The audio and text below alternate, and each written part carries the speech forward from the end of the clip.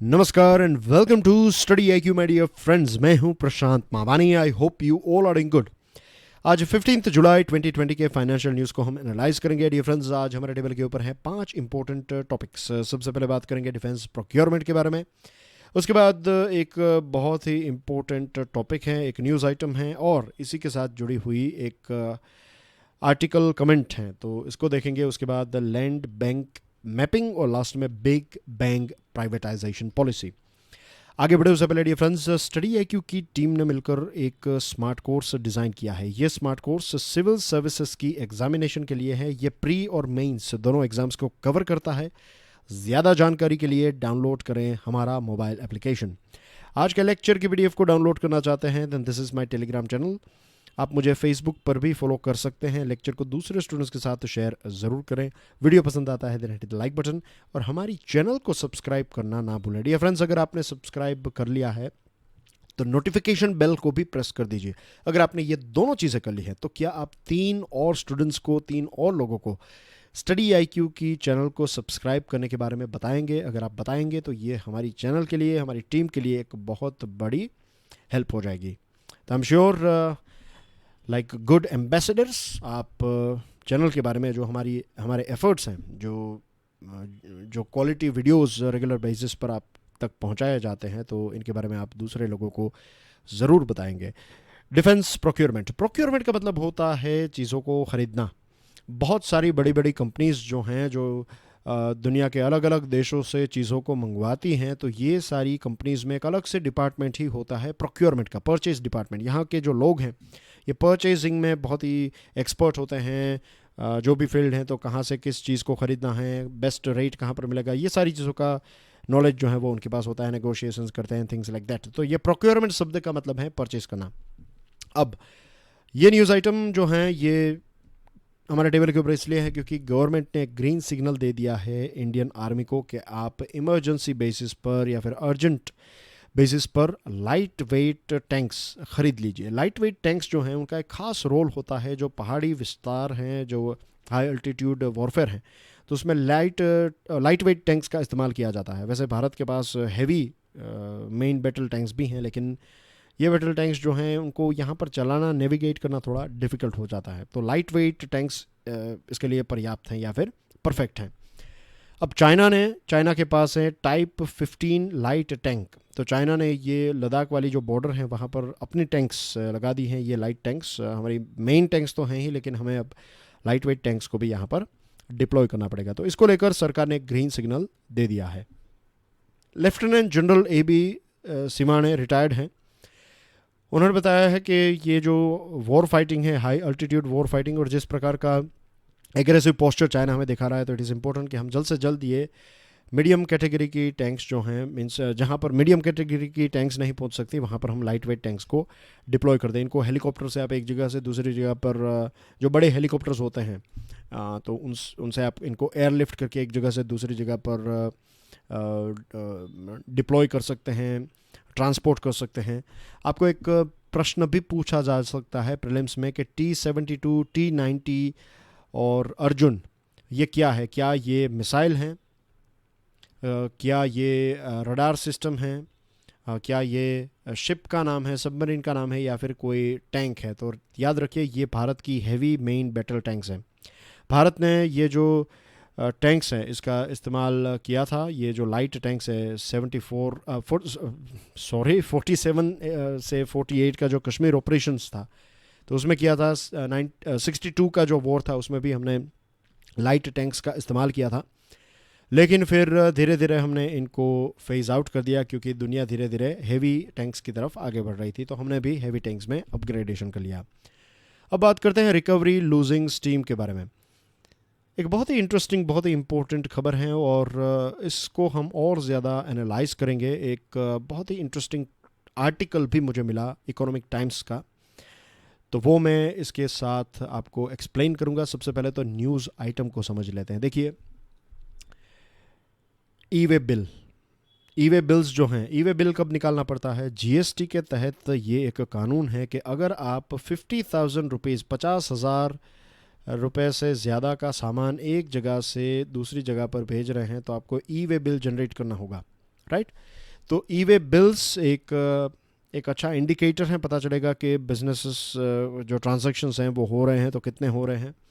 फिर mobility indices, labour participation rate, electricity consumption. आपको याद होगा मैंने बताया था कि इलेक्ट्रिसिटी का कंजम्पशन जो है ये एक बहुत ही इंपॉर्टेंट इंडिकेटर है, क्योंकि आपकी जो कमर्शियल प्रॉपर्टीज़ हैं जैसे कि शॉप्स हैं, आपके थिएटर्स हैं, then we have our industries, right, factories etcetera. तो जितनी भी कमर्शियल चीज़ें हैं, अगर इलेक्ट्रिसिटी का कंजम्पशन डाउन है तो इजीली पता चल जाएगा कि इलेक्ट्रिसिटी मीन्स कमर्शियल जो ऑपरेशंस हैं उनका मीन्स उसमें कितना एक ड्रॉप है।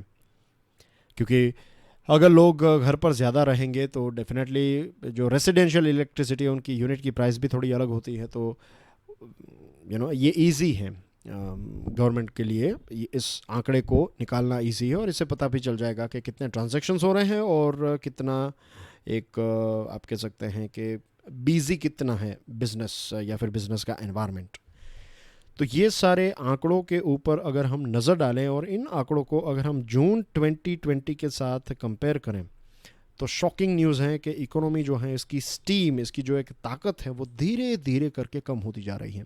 शायद ऐसा हो सकता है कि लॉकडाउन में एक लॉकडाउन जो हुआ लेट्स से सवा दो महीनों का जो लॉकडाउन हुआ, तो इस लॉकडाउन में बहुत सारे लोगों की डिमांड फुलफ़िल नहीं हुई, लेकिन जैसे ही लॉकडाउन खुला तो लोग बाहर निकले, बहुत सारी चीज़ें उन्होंने ख़रीदने की शुरुआत की। तो इससे फिर और फैक्ट्रीज भी खुलने लगी, तो इससे थोड़ा एक आई एम नॉट सेइंग कि स्काई रॉकेट हुआ, ऐसा कोई ग्रोथ नहीं हुआ था इस प्रकार का, धीरे धीरे ऐसा ग्रोथ हमें देखने को मिला फॉर एग्जांपल।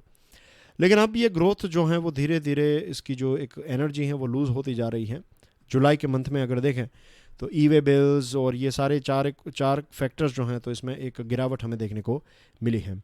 इसका एक ही रास्ता है, कोरोना वायरस को हमें कंट्रोल में लाना होगा, राइट। बहुत सारी जगहों पर लॉकडाउन को री इम्पोज किया जा रहा है। इसके बारे में मैंने बताया था कि फॉर एग्जांपल पुणे है, बेंगलुरु है, चेन्नई है, तो ये सारे कुछ ऐसे सेंटर्स हैं। दूसरी भी जगहें हैं जहाँ पर बिहार फॉर एग्जांपल, तो बहुत सारी ऐसी जगह हैं जहाँ पर फिर से लॉकडाउन को इम्प्लीमेंट किया जा रहा है। तो इसकी वजह से जो पूरी सप्लाई चेन है वो डिस्टर्ब होती जा रही है।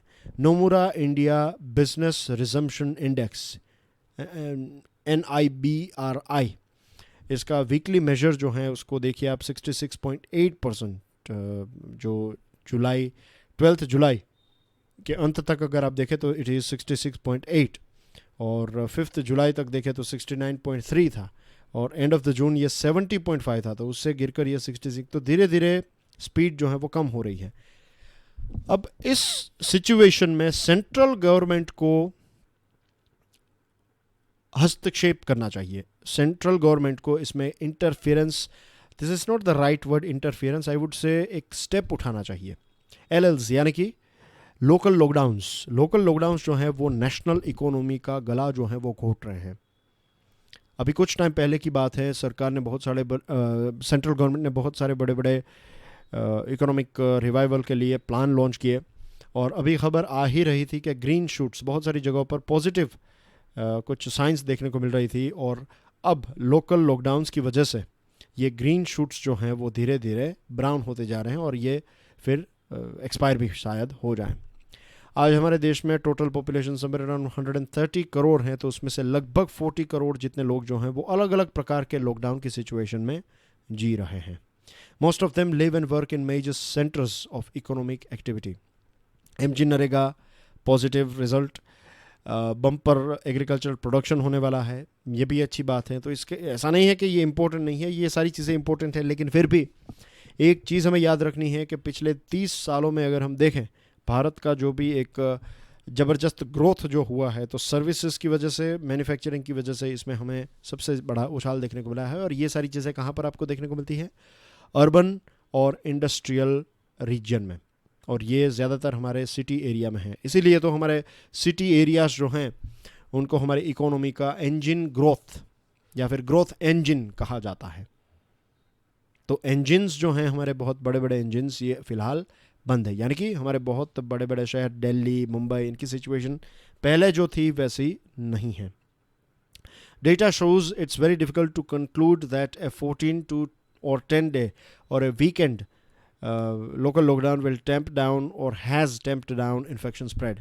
क्या लॉकडाउन से अब लॉकडाउन एक टाइम पर करना जो है वो बहुत ही इम्पोर्टेंट था, क्योंकि ऐसा एक्सपीरियंस ही नहीं था देश के पास। लॉकडाउन ने हमें क्या दिया है पता है? लॉकडाउन ने हमें दिया है वक्त, प्रिपेयर करने का टाइम मिला है लॉकडाउन की वजह से।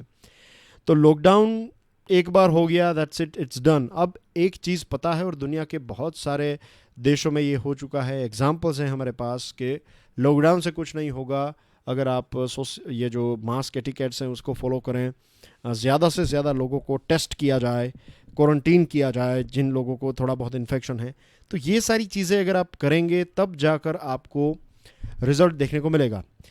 दिल्ली में देखिए आप, लॉकडाउन जो है जैसे लिफ्ट किया गया तो फटाफट केसेस बढ़ने लगे, और बहुत सारे स्टेट और लोकल गवर्नमेंट्स जो हैं वो आज भी पैनिक मोड में हैं, क्योंकि उन्होंने इतनी ज़्यादा टेस्ट जो हैं वो नहीं की है। अब टेस्ट नहीं की तो आंकड़े सामने आ रहे हैं, अब आंकड़े सामने आ रहे हैं तो उनके पास मुंह छुपाने के लिए कोई रास्ता नहीं है, तो वो लॉकडाउन कर रहे हैं। तो ऐसा नहीं होना चाहिए। सेंट्रल गवर्नमेंट ने जो मेहनत की है, सेंट्रल गवर्नमेंट ने जो रिवाइवल पैकेजेस लॉन्च किए हैं, तो ये सारे पैकेजेस के ऊपर पानी फिर जाएगा।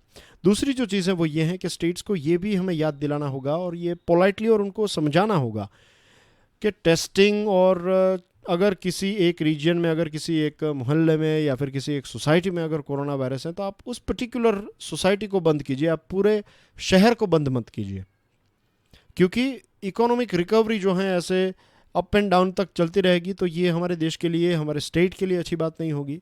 स्टेट गवर्नमेंट्स ने वैसे भी बहुत सारे पैसे जो हैं वो बोरो किए हैं, अब स्टेट की भी ये ताकत नहीं है, सेंट्रल गवर्नमेंट की भी ये ताकत नहीं है कि वो और ज़्यादा पैसे बोरो करें, फिर कर्ज जो है वो बढ़ता ही जाएगा। तो लॉकडाउन इसका राइट सॉल्यूशन नहीं है। फेडरल स्ट्रक्चर जो हम कहते हैं, संघीय ढांचा जो है, तो अगर ये रैशनली, अगर आप लॉजिकली सभी स्टेट्स मिलकर लॉजिक सेंसिबिलिटी का सहारा लें और इस प्रकार से काम करें तो रिजल्ट हमें देखने को मिल सकता है। और इकोनॉमिकल स्लोडाउन अगर होगा तो ये सेंट्रल गवर्नमेंट के लिए भी एक बुरी खबर है स्टेट के साथ साथ। तो पॉलिटिकल पार्टीज़ और पॉलिटिक्स भी एक जगह पर हैं, लेकिन अगर ये चीज़ नहीं की तो इकोनॉमी ही हमें मार डालेगी। Moving on to next item, land bank mapping. Piyush Goyal साहब ने एक छोटी सी येट बहुत ही इम्पोर्टेंट खबर हमारे सामने रखी है, और वो ये है कि सरकार एक मैप तैयार कर रही है, एक प्रकार का मैपिंग तैयार कर रही है कि एक लैंड बैंक के मैन्युफैक्चरिंग सेक्टर, मैन्युफैक्चरिंग आपको कोई फैक्ट्री लगानी है तो कौन कौन सी ऐसी जगह हैं जहाँ पर ज़मीन जो है वो अवेलेबल हैं, क्लियरेंस और सारी चीज़ें अवेलेबल हैं, आपको डायरेक्ट वहाँ पर आकर ज़मीन खरीदनी है और आप वहाँ पर अपनी फैक्ट्री लगा सकते हैं। तो ये सारी चीज़ें, क्लियरेंस और पूरा इकोसिस्टम ऑनलाइन किया जा रहा है। और उन्होंने बताया कि हमारी जो इंडस्ट्री है उनको उन सारी चीज़ों को आइडेंटिफाई करना चाहिए जिन सारी चीज़ों को हम यहाँ पर बना सकते हैं। चाइना को छोड़कर या फिर दूसरे देशों को छोड़कर बहुत सारी कंपनीज जो हैं वो दूसरे देशों में अपना सेटअप स्थापित करना चाहती हैं, तो भारत उनको आइडेंटिफाई करे, उनको अट्रैक्ट करे। टीवी हैं, एयर कंडीशंस हैं, फिर सीसीटीवीज़ हैं, तो ऐसे बहुत सारे ऐसे सेक्टर्स हैं जिनको हम भारत में बना सकते हैं।